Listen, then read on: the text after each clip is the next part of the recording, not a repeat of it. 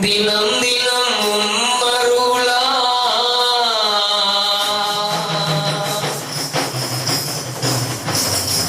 தீமைகள் வெல்லுவேனா. தினம் தினம் உம்மருளா தீமைகள் வெல்லுவேனா. கனமகிமையாவும் உமக்கே செலுத்துவேனே. கனமகிமையாவும் உமக்கே செலுத்துவேனே. உம்மாலே ஒருவனாக சேனைக்குள் பாய்ந்திடுவேன். உம்மாலே ஒருவனாக சேனைக்குள் பாய்ந்திடுவேன். வாழ்நாளெல்லாம் நீர் கொஞ்சம் வழி நடத்தும் மெசியாவே. மீட்பரே என் ரட்சகா என் தேவனே என் கேடகம். நான் நம்பின என் கோட்டையும் என் துருகமும் நீரே. நம்பின என் கோட்டையும் என் துருகமும் நீரே. துதிகளின் பாத்திரரே திருசித்தம் போல் நடத்தி. துதிகளின் பாத்திரரே திருசித்தம் போல் நடத்தி. உச்சர பிரவாகத்தில் வெற்றியில் போற்றுவேனே. உச்சர பிரவாகத்தில் வெற்றியில் போற்றுவேனே. சதிமோசனாசங்களில் சத்ருவின் பயங்களிலோ. சதிமோசனாசங்களில் சத்ருவின் பயங்களிலோ சார்ந்தவை நான் ஜீவிப்பேனே. சகனம் சகனம் மெசியாவே. மீட்பரே என் ரட்சகா என் தேவனே என் கேடகம். நான் நம்பின என் கோட்டையும் என் துருகமும் நீ. ஓ அல்லேலூயா. நான் நம்பின என் கோட்டையும் என் துருகமும் நீரே. நான் நம்பின என் கோட்டையும் என் துருகமும் நீரே. எங்க வாழ்க்கையினுடைய எல்லா பகுதிகளிலும் இந்த வார்த்தை எங்களுக்கு அரணாய் கோட்டையாய் பலத்த துருகமாய் இருந்து எங்களை இம்மட்டும் காத்து வந்த உங்க உன்னத தயவை நினைத்து நாங்கள் நன்றி செலுத்துகிறோம். தொடர்ந்து ஆண்டவரே உங்க மேன்மையான பாதுகாப்பிலே வார்த்தையின் பாதுகாப்பிலே நாங்கள் நிலைத்திருப்பதற்கு ஏதுவான ஆலோசனையில் மதியான நேரத்தில் என்னையும் என் ஜனங்களையும் சபையாரையும் நீர் நடத்தும். சகல துதியும் கனமும் மகிமையும் ஆண்டவரே உங்க ஒருவருக்கு மாத்திரம் நாங்கள் செலுத்துகிறோம். ஜீவனுள்ள நல்ல பிதாவே. ஆமென். ஒரு வழியே சொல்லாமா? அல்லேலூயா அல்லேலூயா. கர்த்தருடைய பரிசுத்த நாமத்துக்கு மகிமை உண்டாகட்டும். போன வாரத்துல நல்ல அருமையான சத்தியத்தை தேவனாய் கர்த்தர் நம்மோடு கூட பேசினார். சத்தியங்களை அறிய வேண்டிய அவசியத்துல சபை இருக்கிறது என்பதை மறந்து போக கூடாது. உலகிலே சொல்லுங்க பார்க்கலாம். சபையானது தெளிவான சத்தியத்தினால் நடத்தப்பட வேண்டிய அவசியம். சபையானது தெளிவான சத்தியத்தை உடைய அனுபவத்தில் இருக்க வேண்டியது அவசியமாய் இருக்கிறது. உலகிலே சொல்லுங்க பார்க்கலாம். அல்லேலூயா. சத்தியத்தை அறிகிற அறிவு நமக்கு ஒவ்வொரு நாளும் அவசியமாக இருக்கிறது. போன வாரத்தில் நல்ல அருமையான ஒரு பிரயோஜனமான ஒரு ஆலோசனையை ஆண்டவர் உங்களுக்கும் எனக்கும் வேதத்திலிருந்து கர்த்தர் நம்மோடு கூட பேசினார். இளைய குமாரன் என்று சொல்லப்படுகிற இந்த சரித்திரமான இந்த மேன்மையான இந்த பகுதியில இளைய குமாரனுடைய சரித்திரத்திலேயே முன்னோடியாய் வைத்து பிரசங்கிக்கப்படுகிற இந்த பகுதியில மூத்த குமாரனுடைய காரியங்களை குறித்து நான் போன வாரத்தில் உங்களோடு கூட நான் பிரசங்கித்தேன். கர்த்தருடைய பரிசுத்த நாமத்துக்கு மகிமை உண்டாகட்டும். இளைய குமாரனுடைய நடக்கக்கூடிய காரியங்களை கடந்த 2 வாரங்களுக்கு முன்பதாக மனம் திரும்புதலின் ஜெபம் என்ற தலைப்பின் அடிப்படையில கர்த்தர் நமக்கு நல்ல ஒரு பாடத்தை தேவன் நமக்கு கற்றுக் கொடுத்தார். கர்த்தருடைய நாமம் மகிமைப்படுத்தப்படட்டும். அநேக செய்திகள், அநேக விஷயங்கள் வேத புஸ்தகத்தில் புதை பொருள்களாக அடங்கி இருக்கிறதை நாம் தேவன் தந்த ஆவியின் கண்ணோட்டத்தோடு பார்க்க போமானால் ஒரு நாள் ஒரு நிமிஷம் கூட நம்முடைய நேரத்தை நாம் வீணாக விரயமாக ஒரு நாளுமே செலவழிக்க முடியாது என்பதை சத்தியத்தை அறிந்து கொண்டவர்கள் சொல்ல முடியும் என்பதில் சந்தேகம் இல்லை. உலகிலே சொல்லுங்க பார்க்கலாம், நல்ல உற்சாகமா சொல்லுங்க பார்க்கலாம். வேதாகமம் முழுவதையும் அறிய வேண்டிய அவசியத்துல நீங்கள் நானும் நியமிக்கப்பட்டிருக்கிறோம். தெய்வத்தை குறித்த சரியான அறிவு நமக்கு ஒவ்வொரு நாளும் அவசியமாய் இருக்கிறது. ஆகவே நான் பூரணம் அடைந்து விட்டேன் என்று சொல்வதற்கு நம்ம இடத்துல இடமே கிடையாது. ஆதியாகமம் 1ஆம் அதிகாரத்தில் தொடங்கின பரிசுத்தம் வெளிப்படுத்தல் 22ஆம் அதிகாரத்தில் வருகிற பொழுது பரிசுத்தம் உள்ளவன் இன்னும் அதுதான், அந்த கட்டளை தான் மனிதனுக்கு கொடுக்கப்பட்டிருக்கிறது. கையில வைக்க சொல்லுங்க, பரிசுத்தம் உள்ளவள் இதுதான், இந்த கட்டளை தான் நமக்கு மேலாக நியமிக்கப்பட்டிருக்கிறது என்பதை நாம் அறிந்து கொள்ள வேண்டும். நான் அடிக்கடி சொல்லுகிற வார்த்தை, கடந்த கால பரிசுத்தம் வருங்கால சோதனைகளுக்கு ஒரு நாளும் உபயோகப்பட முடியாது. கடந்த கால உண்மை வருங்கால சோதனைகளுக்கு உபயோகப்பட முடியாது. ஒவ்வொரு நாளும் கடந்த நாட்கள் கண்ட சோதனைகளை ஜெயிப்பதற்கு கடந்த நாட்களில் நமக்கு போதித்த போதனைகள் நமக்கு சரியாக இருந்தது. இனி வருகிற நாட்களுக்கு வேண்டிய வருகிற சோதனைகளை நாம் மேற்கொள்ள வேண்டுமானால், வருகிற காரியங்களை நாம் சந்திக்க வேண்டுமானால், இந்த சோதனைகளை சரியான விதத்துல சந்தித்து, இந்த பிரச்சனைகளை சரியான விதத்துல சந்தித்து, அல்லது நடக்கக்கூடிய காரியங்களை சரியான விதத்துல சந்திக்கக்கூடிய ஒரு சரியான அறிவையும் புத்தியையும் நாம் வேதத்திலிருந்து இன்னும் அதிகமாய் ஆவியானவர் மூலம் பெற்றுக்கொள்ள வேண்டியது அவசியமாய் இருக்கிறது. ஒரு கையில் சொல்லுங்க பார்க்கலாம். ஆகவே தேவ பக்தி அற்றவர்களாய் நாம் ஒரு நாளும் இருந்து விடக்கூடாது. ஒரு எழுத்த வார்த்தையை ஆண்டு சொல்றார், ஒரு எழுத்தாக மாறுவதில்லை அப்படின்னு ஒரு எழுத்துக்கு ஆண்டவர் அவ்வளவு முக்கியத்துவம் கொடுத்திருக்கிறார். வேத புஸ்தகத்தில் அநேக வார்த்தைகள் உண்டு, ஆயிரக்கணக்கான வார்த்தைகள். ஆனா ஒரு மகிமையான ஒரு காரியம் என்றால் ஒவ்வொரு எழுத்துக்கும் பல ஒரு ரெஸ்பான்ஸ் பண்ணுகிறது. சொல்ல பார்க்கலாம், வேதத்தில் இருக்கிற ஒவ்வொரு எழுத்தும் அவ்வளவு அவசியமா இருக்கிறது. ஒரு எழுத்தை கூட நம்ம தள்ளிவிட முடியாது. ஒவ்வொரு எழுத்தும் நமக்கு ஜீவனை கொடுக்கக்கூடிய வல்லமை நிறைந்த ஒரு வார்த்தையாக இருக்கிறது, ஒரு பொருள், ஒரு எழுத்தாக இருக்கிறது.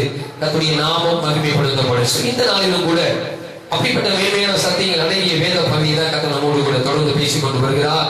கர்த்தருடைய நாமத்துக்கு மகிமை உண்டாகட்டும். நான் போன வாரத்தில் அவரோடு சொன்னேன், இந்த இளைய குமாரன் மூத்த குமாரன் நல்ல தகப்பன். இந்த இளைய குமாரனுக்கும் மூத்த குமாரனுக்கும் நல்ல ஒரு குணமுள்ள ஒரு நல்ல தகப்பனை அவர்கள் பொக்கிஷமாய் பெற்றார்கள் என்று சொல்லி நான் போன வாரங்களோடு கூட பேசினேன்.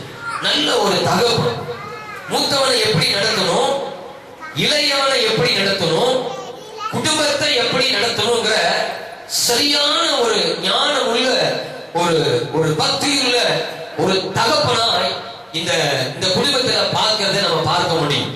ஒரு குடும்பத்தை குறித்த ஒரு காரியத்தை தான் இந்த இடத்துல இயேசு கிறிஸ்து தன்னிடத்துல ஜனத்துல அவர் சொல்லுகிற நம்ம வாசிக்கும் நல்ல அருமையான ஒரு பகுதி. அறிய வேண்டிய ஒரு மேன்மையான ஒரு பகுதி லூக்கா சுவிசேஷம் 15வது அதிகாரம். அப்ப ஒரு குடும்பத்தை மையமாய் கொண்டுதான், ஒரு குடும்பத்துல நடந்து கொள்ள வேண்டிய வழிமுறைகளை அடிப்படையாய் கொண்டுதான் இந்த வேத பகுதி எழுதப்பட்டிருக்கிறது என்பதை நான் போன வாரத்தில் உங்களுக்கு நான் காண்பித்தேன். வெளியே சொல்லுங்க பார்க்கலாம், உற்சாகமா சொல்லுங்க பார்க்கலாம். ஒரு குடும்பம், ஒரு வீடு, ஒரு வீட்டிற்கு அடிப்படையாய் வீடானது சபை அடையாளமாக இருக்கிறது என்று போன வாரத்தில் சொன்னேன். சபையானது அதுக்கு முன்னதாக ஒரு வீட்டிற்கு அடையாளமாக இருக்கிறது என்று போன வாரத்தில் சொன்னேன்.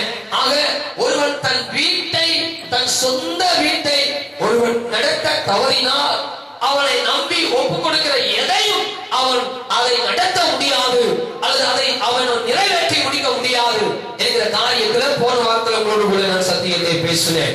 அப்ப ஒரு குடும்பம் கலந்த ஒரு குடும்பத்துல நடந்து கொள்ள வேண்டிய வகைகளை குறித்து இந்த வேத பகுதி அமைக்கப்பட்டிருக்கிறது என்பதை ஆவிக்குரிய ரீதியில நான் உங்களோடு உங்களோடு கூட பேசினேன். கைகளை ஜாலியா சொல்லுங்க பார்க்கலாம். அல்லேலூயா. நான் போன வாரத்துல உங்களோடு பேசின அனைத்தையும் ஆவிக்குரிய ரீதியில சம்பந்தப்படுத்தி தான் நான் பேசினேன். நான் போன வாரத்தில் சொன்னேன், எந்த ஒரு ஆவிக்குரியவனும் தன்னுடைய வாழ்க்கையில நடக்கிற ஒரு சாதாரண சந்திப்பை கூட அதை ஆவிக்குரிய காரியத்தோடு அவன் சம்பந்தப்படுத்தி பார்க்கிற புத்தியுள்ளவனாய் இருப்பான் என்பதை நான் போன வாரத்தில் உங்களோடு கூட பேசினேன். வெளியே சொல்லுங்க பார்க்கலாம். அல்லேலூயா, அல்லேலூயா. அதே மாதிரி தான் இந்த வேத புஸ்தகத்தில் ஆவியானவர் எழுதி வைத்திருக்கிறார். கர்த்தருடைய பரிசுத்த நாமத்திற்கு மகிமை உண்டாகட்டும். மூத்த குமாரனுடைய அனுபவத்தை, மூத்த குமாரனுடைய ஆசீர்வாதத்தை நான் பெற்றுக்கொள்ள வேண்டுமானால் நான் செய்ய வேண்டியவைகள் என்ன என்கிற ஒரு கேள்வியையும் நான் போன வாரத்தில் உங்களுக்கு முன்பதாக நான் உறுத்தினேன். இளைய குமாரனுக்கு காட்டிலும் மூத்த குமாரனுடைய வாழ்க்கை மிக சிறப்பானது என்பதை சொல்ல முடியும். கர்த்தருடைய பரிசுத்த நாமத்துக்கு மகிமை உண்டாகட்டும். கெட்டு போய் புதுப்பிக்கப்பட்ட ஒரு பொருளை காட்டியும் கெட்டு போகாமலே இருக்கிற ஒரு பொருளானது அது இன்னும் அதிக கனத்துக்குரியதாக இருக்கிறது. கைகளை தட்டி கர்த்தருடைய நாமத்தை மையப்படுத்த பார்க்கலாம். கைகளை தட்டி கர்த்தருடைய நாமத்தை மையப்படுத்த. கெட்டு போய் புதுப்பிக்கப்படுகிற ஒரு செயலை காட்டிலும் கெட்டு போகாமலேயே ஒரு பொருள், ஒரு மனிதன் காணப்படுவானா அவன் தேவனுடைய பார்வையில அவன் கனத்துக்குரியவனாக, அவன் விலையேற பெற்றவனாக இருந்தான் என்று இந்த வேத புஸ்தகம் சொல்லுகிறதை நாம் பார்க்கலாம். கர்த்தருடைய பரிசுத்த நாமத்துக்கு மகிமை உண்டாகட்டும். அப்ப போன வாரத்தோடு பேசுறேன், ஒரு வீட்டில நடந்து கொள்ள வேண்டிய வகைகளை ஒரு மனிதன் அறிய வேண்டும். ஒருவன் தன் சொந்த குடும்பத்தை நடத்த தவறினால் அவன் சபையை எப்படி நடத்துவான், அல்லது அவன் வேலை செய்கிற ஸ்தலத்துல எப்படி தனக்கு கொடுக்கப்பட்ட பொறுப்பை அவன் நிறைவேற்றுவான், அவன் செய்து முடிக்க வேண்டிய எல்லா செயலுக்கும் முன்பதாக ஒரு சின்ன பொறுப்பு ஒரு மனுஷனிடத்தில் கொடுக்கப்படுகிறது. அதுதான் குடும்பம் என்று வேதம் சொல்லுகிறது. ஒரே சொல்லுங்க பார்க்கலாம். ஒரு மனுஷனிடத்தில் தேவன் சபையை தருவதற்கு முன்பதாக அவனிடத்தில் முதலாவது தேவன் எதை கொடுக்கிறார்? ஒரு குடும்பத்தை கர்த்தர் கொடுக்கிறார். நமக்கு கொடுக்கிற பெரிய ஆசீர்வாதங்களுக்கு முன்பதாக அநேகத்துக்கு உன்னை அதிகாரியா கர்த்தர் வைக்கிறதுக்கு முன்னாடி ஒரு கொஞ்ச காரியத்தை கர்த்தர் நமக்கு கொடுப்பார் என்று வேதம் சொல்லுது. உண்மையும் உத்தமமான ஊழியக்காரனே, எவ்வளவு நீ உண்மையா இருந்தா கொஞ்சத்துல நீ உண்மையா இருந்த உன்னை நம்பி கர்த்தர் உனக்கு ஒரு பெரிய திரளான நன்மைகளை தர வேண்டுமானா அதுக்கு சாண்டா முதலாவது கொஞ்ச காரியத்தை கர்த்தர் கொடுப்பார். அது எதுவா இருந்தாலும் சரி, அது பிள்ளைகளுடைய கற்ப பிறப்புகளா இருந்தாலும் சரி, அது நம்முடைய தொழில் வருகிற காரியமா இருந்தாலும் சரி, அது நாம் தேவனிடத்துல எதிர்பார்க்க கர்த்தர் நம்மிடத்துல நம்மை நம்பி கொடுக்கிற ஒவ்வொன்றிலும் முதலாவது கர்த்தர் அதுல உண்மையும் உத்தமத்தையும் கர்த்தர் முதலாவது கவனிக்கிறவராய் இருக்கிறார். ஸ்தோத்திரம். போன வாரத்தில் சொன்ன பெரிய ஒரு சபையை ஒரு நடத்த வேண்டுமானால் அவன் கையில முதலாவது தேவன் ஒரு குடும்பத்தை கொடுக்கிறார். இந்த பகுதி அதற்கு ஒரு குடும்பத்தை மையமாய் வைத்து எழுதப்பட்ட, சொல்லப்பட்ட, சான்றாக சொல்லப்பட்ட ஒரு வேத பகுதி என்பதை நான் போன வாரத்தில் உங்களோடு கூட நான் பேசினேன். கர்த்தருடைய பரிசுத்த நாமத்துக்கு மகிமை உண்டாகட்டும். இளைய குமாரனுடைய கதைகளை நாம் அறிந்தது. அப்ப இந்த மூத்த குமாரனுடைய காரியங்களை குறித்து நாம் பார்க்கிற பொழுது, இளைய குமாரன் வருகிறான், அவன் மனம் திரும்பி வருகிறான், தகவனத்தில் வருகிறான், பலத்துக்கு விரோதமாக உமக்கு விரோதமாக பாவம் செய்தேன் என்கிற ஒரு கோட்பாட்டோடு கூட வருகிறான். உண்மையாகவே மனம் வருந்தி மனம் திரும்பிதான் இளையகுமாரன் வருகிறான். சொல்லு தகப்பன் அவனை சந்தோஷமா என்ன செய்து கொண்டாரா? ஏற்றுக்கொண்டார்.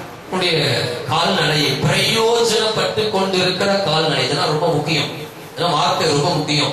கால்நடை பிரயோஜனப்படுத்தப்பட்டு கொண்டிருக்கிற ஒரு கால்நடை, முடகி பிசகி போன அல்லது முடமான அல்லது நோய்வாய்ப்பட்ட கால்நடை அல்ல, அவனுடைய வீட்டில பிரயோஜனப்படுத்தப்பட்டு கொண்டு வருகிற ஒரு கொழுத்த கால்நடை என்று வேத புஸ்தகத்துல வரலாற்றுல தெளிவாய் சொல்லுகிறது.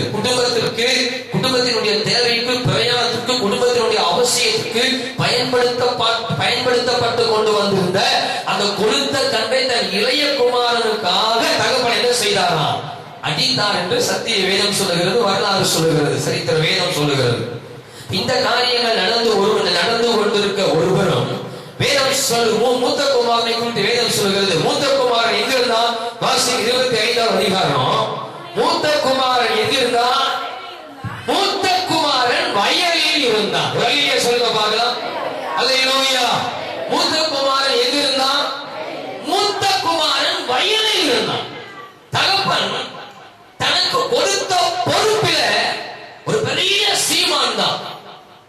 ஒரு ஆட்களை விட்டு விட்டு அவருடைய சுக இன்பத்தை அனுபவிக்கிற இளைய குமாரனுக்கு என்ன ஆஸ்தி இருந்ததோ, இளைய குமாரனுக்கு என்ன உரிமை இருந்ததோ, இளைய குமாரனுக்கு என்ன சுதந்திரம் இருந்ததோ, அவை அத்தனையும் யாருக்கு இருந்தது?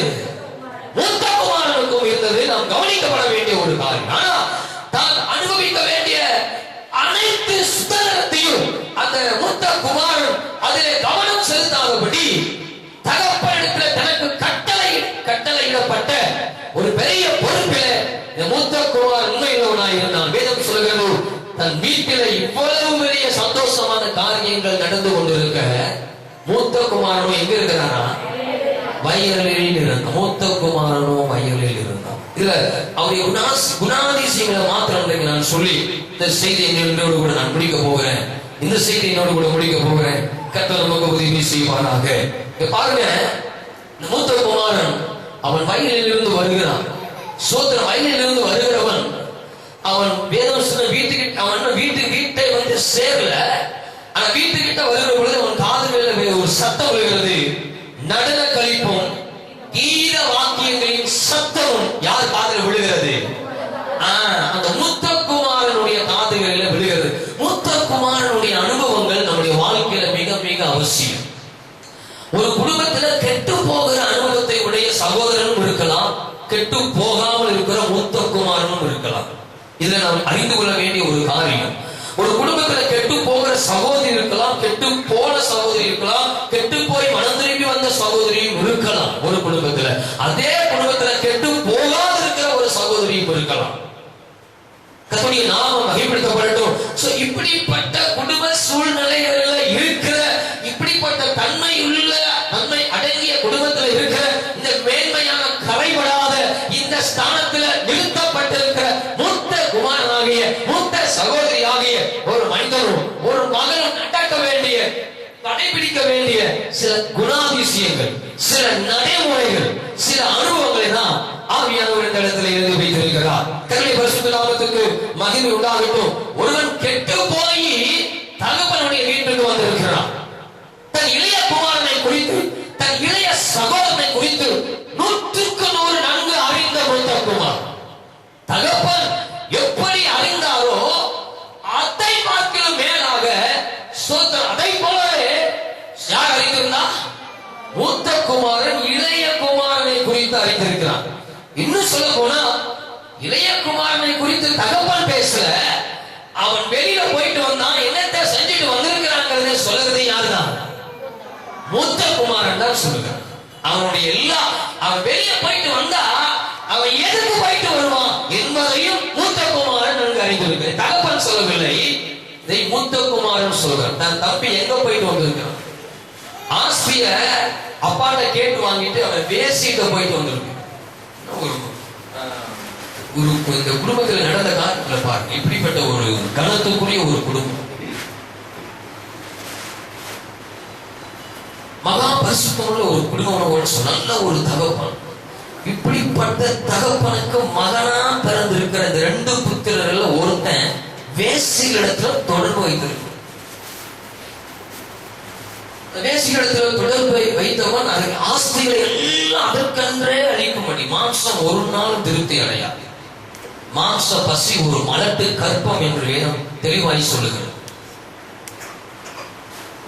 மாம்சத்திலே நடத்தப்படுகிற ஒரு மனிதன் தன்னுடைய ஆஸ்தி, தன்னுடைய ஜீவியம், தன்னுடைய ஆசை, தன்னுடைய தானம், இன்னும் சொல்ல போனா அந்த இளைய குமாரன் தன் ஆஸ்தி அனைத்தையுமே அவன் இதற்குத்தான் செலவிட்டான், பாவத்துக்கு தான் செலவிட்டான்.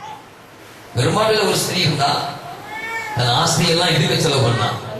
வைத்தியத்துக்கு செலவு பண்ணா வேற சொல்லு. ஒரு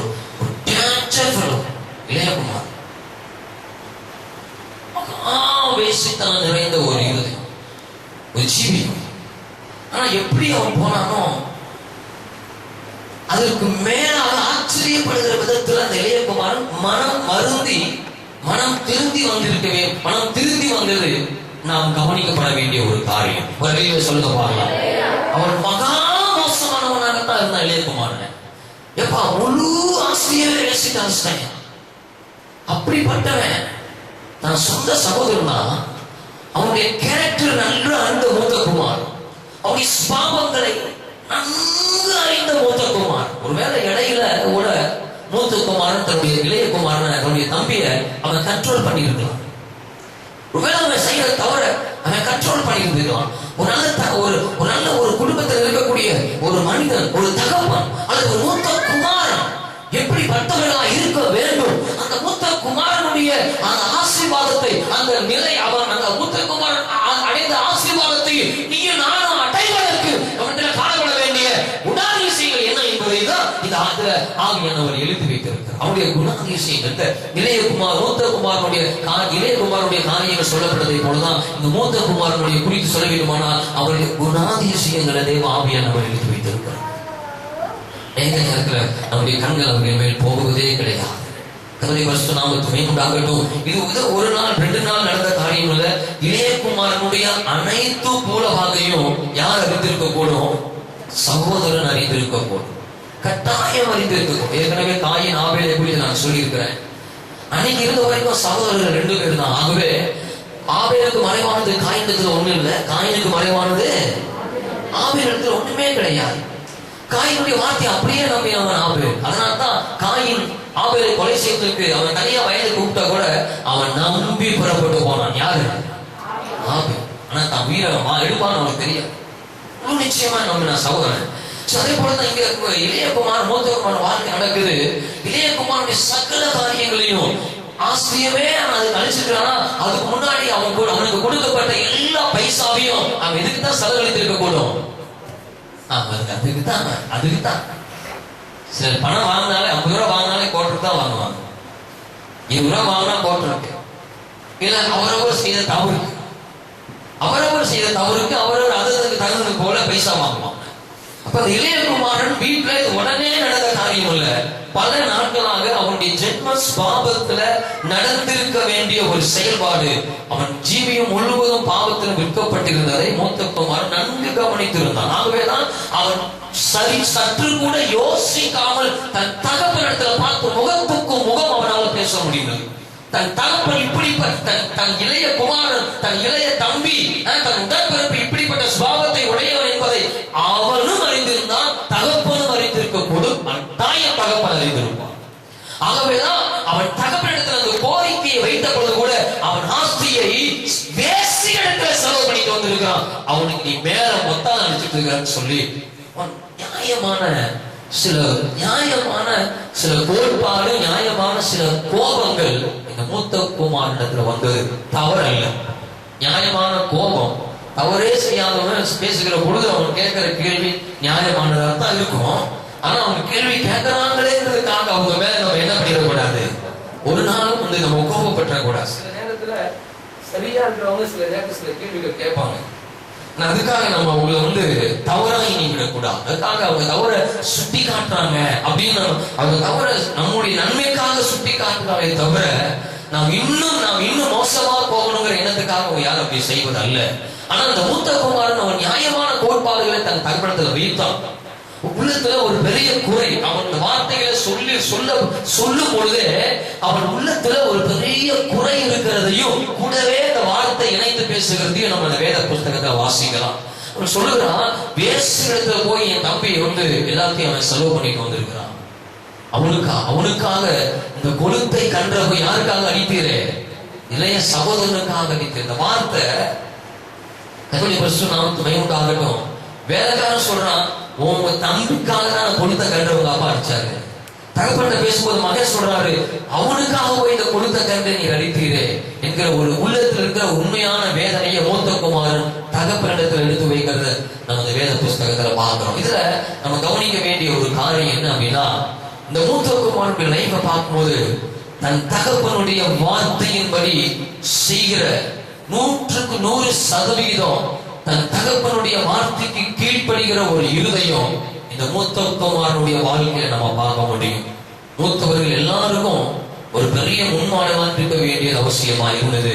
ஆண்டவராகிய இயேசு கிறிஸ்து கூட நம்முடைய மூத்த சகோதரனாக இருக்கிறார். ஒரு அழிய சொல்லுங்க பாருங்க, இயேசு கிறிஸ்துவை வேதம் எப்படி நமக்கு சொல்லுகிறதா, அவர் நம்முடைய மூத்த சகோதரன் என்று வேதம் சொல்லுகிறது. எல்லாருக்கும் மாடலாக யார் இருக்கிறா?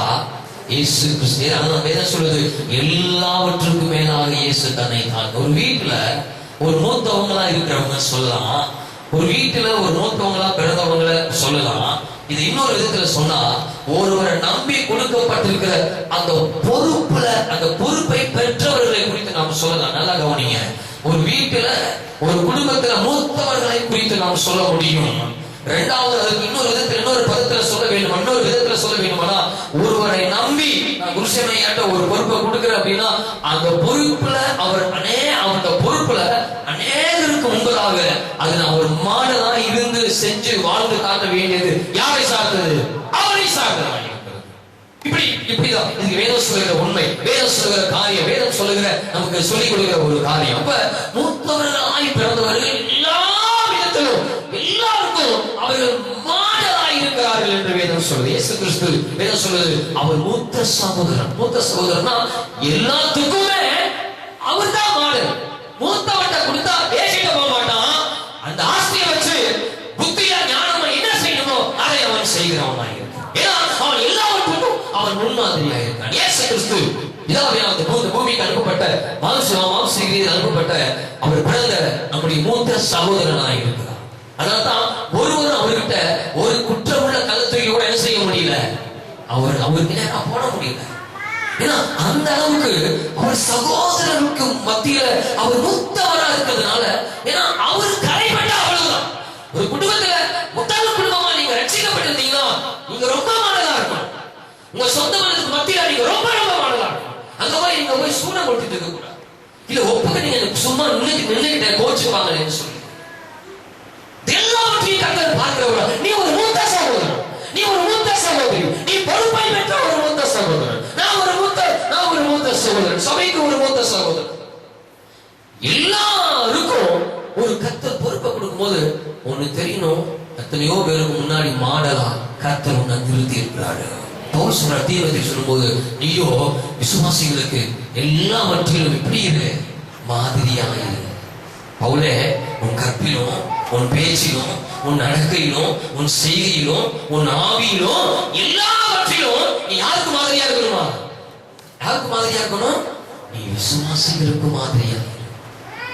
அப்ப நல்லா கவனிங்க. இப்ப மூத்த சகோதரனுடைய வாழ்க்கையில அவன் ஆசீர்வாதத்தை சுதந்திரித்துக் கொண்டதுக்கு ஒரு பெரிய பேர் உண்மை என்ன அப்படின்னா, அப்படியே கேரக்டர் வைஸா ஆவியானவர் எழுதி வைத்திருக்கிறாரு. அவன் மூத்த சகோதரனாக இருந்தான். இளைய குமாரனுக்கு இருந்த எல்லா சுதந்திரமும் மூத்த குமாரனுக்கு கொடுக்கப்பட்டது. ஆனா ஸ்தோத்திரம், மூத்த குமாரன் அந்த ஆஸ்திகளை வைத்து என்ன எப்படியெல்லாம் வாழ்ந்திருக்கலாமோ அப்படியெல்லாம் அவன் வாழ்ந்திருக்கலாம். மூத்த குமாரன் செய்த ஒரே ஒரு காரியம் பாருங்க, இளைய குமாரன் செய்த காரியம் முன்னாடி எழுதப்பட்டிருக்கிறது, மூத்த குமாரன் செய்த காரியம் பின்னாடி எழுதப்பட்டிருக்கிறது. சில நேரத்துல தேவனுக்கு உண்மையா இருக்கிறவங்களுக்கு கூட கர்த்தரால் வருகிற பலன் கொஞ்சம் பிந்திதான் வரும். ஆனா அதை காட்டிலும் மகிமையானதா இருக்கும், மகிமையானதா இருக்கும். சில நேரத்துல நேற்று மகா மோசமாகி ரட்சிக்கப்பட்டு அவங்க ரட்சிக்கப்பட்டு தேவன கிருபை பெற்று வந்திருப்பாங்க. அவங்க கர்த்தரத்துல கிருபை பெற்றிருப்பாங்க, வரங்களை பெற்றிருப்பாங்க, கனிகளை பெற்றிருப்பாங்க. இருந்தாரு ஒரு கீத வாக்கியத்தீங்க மூத்த சகோதரனுக்கு ஒரு நடன கழிப்பையும் வைக்கல அப்பா. ஒரு கொளுத்த கண்டோ கூட எடுத்து மூத்த மகனுக்காக அப்பா அடிக்கவே இல்லை. டெல்லியில இருந்த 97ல நான் என்னுடைய மாமா பையனும் டெல்லியில இருந்தோம். ஒரு 6-7 மாதம் இருக்கும். எங்க அண்ணன் ஆபீஸ் போயிட்டு வந்தா மந்த்லி ஒன்ஸ் அந்த SDPI அப்படிங்கிற அந்த கம்பெனியில இருந்து நல்ல நல்ல நல்ல நல்ல குவாலிட்டியான நல்ல பனியன்ஸ் கொடுப்பாங்க. பனியன்ஸ் தான் கொண்டு வருவார். பார்க்கும்போது அவ்வளவு சாஃப்டா இருக்கும், அவ்வளவு நேர்த்தியா அழகா இருக்கும், மென்மையா இருக்கும், உடம்புல போட்டுறதே தெரியாது. ஆனா நான் இருந்த வரைக்கும் அந்த எல்லா பணியையும் என் அண்ணனுக்கு ஒன்று கூட கொடுக்கல. இதெல்லாம் யார்கிட்ட கொடுத்தாரு? இதெல்லாம் கூட மாமா வேண்டாம் அந்த அத்தனை பண்ணிடுமே. அப்பப்போ வரும், ஒன்னா மொத்தமும் வராது, அப்பப்போ வரும். யாருக்கு போயிடும்? கூட இருக்கிற மாமா பையனுக்கு போயிடும். எனக்கு இதனால சகோதரன் மேல அதை பார்த்துட்டே நான் வாட்ச் பண்ணிட்டே இருக்கேன்ல, மாம்சத்துல நம்ம இருக்கிறதுனால சில கேள்விகள், சில சந்தேகங்கள் நமக்குள்ள வரதான் செய்யலாம். ஆனா இது செய்கிற மூத்த சகோதரனுடைய இருதயத்தை புரிஞ்சு கொள்ளக்கூடிய அளவுக்கு ஏன் வளர்ச்சி இல்லை? அதுதான் ரொம்ப கவனிக்கப்பட வேண்டிய விஷயம். இந்த ஒரு சாதாரண இந்த கம்பெனி கொடுக்கிற இந்த பணியை வச்சு என் மூத்த சகோதரனை நான் ஒரு நாள் தவறா முடிவெடுக்க கூடாது. அப்படி எடுப்பேன் அது என்னுடைய அறியாமை, அது என்னுடைய அறியாமை, அது என்னுடைய பலவீனம், அது என்னுடைய வளர்ச்சியற்ற தன்மை என்பதை நான் பிற்பாடு அறிந்து கொண்டேன். வேதத்தின்படி வருகிற பொழுது அவைகளை நான் அறிந்து கொண்டேன். சில நேரத்துல சில இடத்துல வருகிற சில வார்த்தைகள் நமக்கு தீமையாக்கிறோம். ஆனா பிற்பாடு சொல்லுவோம், அன்னைக்கு அந்த வாதியார் அடிச்சதுனாலதான் இன்னைக்கு நான் அந்த மேன்மையில இருப்பேன். முன்னாடி என்னுடைய இது தெரியா. மூத்த சகோதரனாய் நடந்து கொள்ள வேண்டிய கேரக்டர்ல நம்ம நடந்துக்க போது நான் திரும்ப சொல்றேன், நேற்று வந்தவங்க ரட்சிக்கப்பட்டு கிருபையை பெற்று வரங்களை பெற்று எனக்கு பின்னாடி வந்த ஊழியக்காரங்க எத்தனையோ பேருக்கு வாசல்கள் திறக்கப்படுது, எத்தனையோ பேருக்கு வாசல்கள் திறக்கப்படுது, எத்தனையோ பேர் ஊழியம் பண்றாங்க, அங்க போறாங்க, நோட்டீஸ் அடிக்கிறாங்க. சில நேரத்துல எனக்குள்ள ஒரு என்னப்பா தேவ சமூகத்தில் இப்படி உட்கார்றேன், எனக்கு ஒரு வாய்ப்பு வெளியில வர மாட்டேங்குது. தேவ சமூகத்தில் நின்று பேசுகிறேன், சத்தியத்தை உங்களுக்கு பேசிட்டு இருக்கேன். அநேக டைரி வீட்டுல 7-8 டைரி எல்லாம் எழுதிட்டே இருப்பேன். ஒரு பேப்பரையும் பண்ண மாட்டேன். என் பேக பாத்தீங்கன்னா தெரியும், என் பாக்கெட்ல இருக்கிற பேப்பர் பாத்தீங்கன்னா எல்லாம் ஒரு மெசேஜ் இருக்கும். பாசமாக துவைக்கும் போது ஒவ்வொன்றையும் ஒரு மெசேஜ் இருக்கும். ஒரு வேர்டு எழுதுவேன். எல்லாம் உட்கார்ந்து வர தேவன் கொடுக்குற வார்த்தைகள் திடீர்னு 5 மணிக்கு தூங்கிட்டு இருப்போம். காலையில பாத்ரூம் போயிட்டு படிக்கிற ஒரு வார்த்தை ஒரு டக்குன்னு அப்ப கையில பேப்பர் பேனா இருக்காது, தளமான பக்கத்திலேயே செல் வச்சிருப்பேன். உடனே வாய்ஸ் ரெக்கார்ட் பண்ணி என்ன வார்த்தை வருதோ அதை உடனே ரெக்கார்ட் பண்ணிருப்பேன். நான் சொல்ல வருவேன்னா, தேவ சமூகத்துல நம்ம செலவு பண்றோம், டைமை செலவு பண்றோம், உண்மையை உத்தமமா இருக்கிறோம், போறோம் வர்றோம். என்னப்பா இத்தனை வருஷ காலம் நான் அம்மாவோடு இருக்கிறேன், இத்தனை வருஷ காலம் ஃபெய்த்ஃபுல்லா இருக்கிறேன், இத்தனை வருஷம் நிகழ்ச்சிக்கு உண்மையா இருக்கிறேன், இத்தனை வருஷம் சபைக்கு வரேன், இத்தனை வருஷம் நான் எல்லாவற்றையும் உண்மையில இருக்கிறேன். எனக்கு என்ன, என்னுடைய முடிவு என்ன, எனக்கு வர வேண்டிய நன்மை எப்படி வரும்? கேள்விகள் நமக்குள்ள வரும். மூத்த சகோதரனுடைய அனுபவத்தில் இருக்கிறவங்களுக்கு, மூத்த சகோதரனுடைய அனுபவத்தில் இருந்தா இதெல்லாம் கட்டாயம் நடந்துதான் ஆகும், இதெல்லாம் நடந்துதான் ஆகும். அப்ப நேற்று வரவங்களுக்கு கர்த்தர் அநேக கிருபையை பாராட்டுவார். அதுக்காக நம்ம சோர்ந்து வேறவே நடக்குது. ஏன்னா அது அப்ப அவங்களுக்கு கட்டாயம் கொடுக்க வேண்டிய அவசியங்கிறத யார் இருக்கிறா? அது அவங்களுக்கு அது அவசியம். இவங்களுக்கு இப்ப நடன கழிப்போம், கொழுந்த கல்றோம், கீழே வாக்கிவோம், இப்ப இவருக்கு அவசியம், இது அவசியம். உனக்கு இல்லையேங்கிறதுக்காக, உனக்கு இப்படிப்பட்ட கிருபையை அல்ல இப்படிப்பட்ட ஒரு பெரிய விழாவை அப்பா உனக்கு எடுக்கணுங்கிறதுக்காக நீ அப்பாவை தவறான இடம் போட்டாத. அப்பாவை நீ அறிந்து வருவதற்கு ஒரு வளர்ச்சி. ஆபிரகாம் 100 வயதா இருக்கும் போது தேவன் ஆபிரகாமுக்கு யாரை கொடுத்தாரு? ஈசாக்கு ஆண்டு கொடுத்தார். 100 வயசா இருக்கும் போது ஆண்டவர் ஆபிரகாமுக்கு ஈசாக்கு கொடுத்தார். ஆனா நான் நடந்தது என்ன, 25 வயசுல ஆண்டவருக்கு ஆபிரகாமுக்கு வாக்குத்தத்தம் பண்ணின ஆண்டவர் கிட்டத்தட்ட நிறைவேற்றுவதற்கு 25 வருடங்கள் எடுத்துக்கொண்டார். 100வது வயதுல ஆபிரகாமுக்கு கர்த்தர் ஈசாக்கு கொடுக்கிறாரு. ஆனா ஈசாக்கு கொடுக்கிற அந்த நேரத்துல கொடுத்துட்டாரு. ஆனா ஆண்டவர் ஆபிரகாமுக்கு கொடுக்கறதுக்கு முன்னமே இப்படி எல்லாம் உனக்கு நான் ஒரு கற்ப கொடுப்பேன், அவனை போய் நீ மோரியா மலையில பலியிடணும், நீ கைய ஓங்குவ, நான் நிறுத்தம் சொல்வேன், இப்படி ஆண்டு சொன்னாரா? இல்லவே இல்ல. உனக்கு ஒரு புத்திரனை கொடுப்பேன் தான் சொன்னார், அவ்வளவுதான். அவர் கொடுக்க வேண்டிய செய்யறதான். அதுக்கு பின்னாடி வரக்கூடியது அவருடைய அனுபவத்தில் வரக்கூடியது. இனி வரக்கூடிய ஒரு வார்த்தை கொடுப்பாரு, அந்த வார்த்தையை கொண்டு நடத்துவாரு. அந்த அனுபவங்களை வச்சுதான் இதுக்கு பிற்பாடு கட்ட செய்யக்கூடியதை சொல்லுவார். ஆபிரகாம் அப்படிதான் வழி நடத்தணும். வா, உனக்கு ஒரு குழந்தையெல்லாம் இருக்கிறேன், உனக்கு ஒரு குழந்தை கொடுக்கணும், உனக்கு ஒரு பெரிய பலத்தை ஜாதி ஆக்குறேன், உனக்கு தகப்பனாக்குறேன் சொன்னாரு, கூட்டி போனாரு. ஆனா குழந்தை பிறந்ததுக்கு அப்புறம் தான் தெரியுது கர்த்தர் கொடுத்த ஈசாக்கு யார் கேட்கிறா? கர்த்தர். அப்பா கொடுப்பா, என்னப்பா இதெல்லாம் முன்னாடியே சொல்லல ஆண்டவர் ஆபிரகாம். ஈசாக்கு கொடுத்தா சந்தோஷமா இருந்துச்சு. கொஞ்ச நாள் போச்சு, ஒரு லெவல் வந்த உடனே சின்ன பையனா தான் இருக்கிறான். ஆனா அவன் எனக்கு பலியிடுங்க, இது ஆபிரகாம் கொஞ்சம் கூட நினைச்சு பார்க்கல. ஆனா நடந்தது என்னன்னா, ஆண்டவர் ஈசாக்க கேட்ட உடனே அவன் அதிகாரமே இருந்து சேலம் கட்டி யாரை கூட்டிட்டு போறாரா? ஈசாக்கு மோரியா மலைக்கு வழிகளை கூட்டி போறாரு. இங்க பாருங்க, இதை கவனிக்க வேண்டிய ஒரு காரியம். வளர்ச்சிக்கு நான் சொல்ல வரேன். 100 வயசு உள்ள ஆபிரகாம் ஆபிரகாமுடைய விசுவாச வளர்ச்சி எப்படி 100% பெர்ஃபெக்ட்டா இருந்துச்சு. 100% போய் கர்த்தர் அந்த அனுபவத்தில் இருக்கிற அந்த ஆபிரகாம் சொல்றாரு, ஈசாக்க பலியிடுப்பா. இந்த வார்த்தையை சொன்ன உடனே கர்த்தாவே சொல்லுவோம் அடியே கேட்கிற மாதிரி கர்த்தருடைய வார்த்தை எதிர்பார்த்து பேசாம, ஏன்னா தேவனுடைய செயல்களை ஆபிரகாம் அறிந்ததுனால அப்படியே ஈசாக்க கூட்டிட்டு போறாரு. ஆனா கூட்டிட்டு போனா கூட போற குட்டி ஈசாக்கு, குழந்தை பையன் ஈசாக்கு ஒரு சந்தேகம் வருது. சுத்தி வாஷ் பண்றாரு ஈசாக்கு, பா டேடி நம்ம பலியிட போறோம் தெரியும், கையில விறகு இருக்குது பிளஸ் நெருப்பு இருக்குது, ஆனா ஆடியுங்க ஒரு பலினா என்ன அந்த அறிவு யாருக்கு இருந்தது? ஈசாக்கு. அவன் சின்னவன் தான், சிறுவன் தான், விருத்தசேதனம் பண்ணப்பட்ட கொஞ்ச நாள் தான். அந்த கொஞ்ச நாட்கள்ல தேவன் ஈசா கேட்கிறார், வா எனக்கு பலி இடுங்க, ஆபிரகாம் கொடுக்கிறேன். ஆனா ஈசாக்க கூட்டிட்டு போகும்போது ஆபிரகாம் மௌனமா போறாரு. யார் வாய் திறக்கிறா? ஈசாக்கு வாய் திறக்கிறாரு. அப்பா டேடி கையில நெருப்பு இருக்கு, விறகு இருக்குது, எங்கப்பா பலிக்கு ஆட்ட? ஆபிரகாம் ஒரு விளக்கம்லாம் பேசல. மகனை யார் பார்த்துக் கொள்வோம்? கர்த்தர் பார்த்துக் கொள்வோம். இதுல ஒரு பெரிய ஆழ்த்துவம் அதில் அடங்கியிருக்கு. இது ஒரு பெரிய நிச்சயம் அடங்கி உள்ள மறைஞ்சிருக்கு. ஆபிரகாமுக்கும் ஈசாக்குக்கும் இருக்கிற அந்த விசுவாச தொடர்பு, பயங்கரமான விசுவாச தொடர்பு. ஈசாக்கு சைலண்ட் ஆயிட்டாரு, சின்னவன்தான் சைலண்ட் ஆயிட்டாரு. கர்த்தர் பார்த்துக் கொள்வார். தன்னுடைய 100% விசுவாச அறிவை வச்சு ஆபிரகாம் சொன்ன வார்த்தை யார் பார்த்துக் கொள்வா? கர்த்தர் பார்த்துக் கொள்வார். தன்னுடைய 100% விசுவாச வளர்ச்சியை வச்சு கர்த்தர் பார்த்துக் கொள்வார் என்று ஆபிரகாம் ஈசாக்கு இடத்துல சொல்ல, ஈசாக்கு சின்னவன் சிறியவன் வாங்குதான்.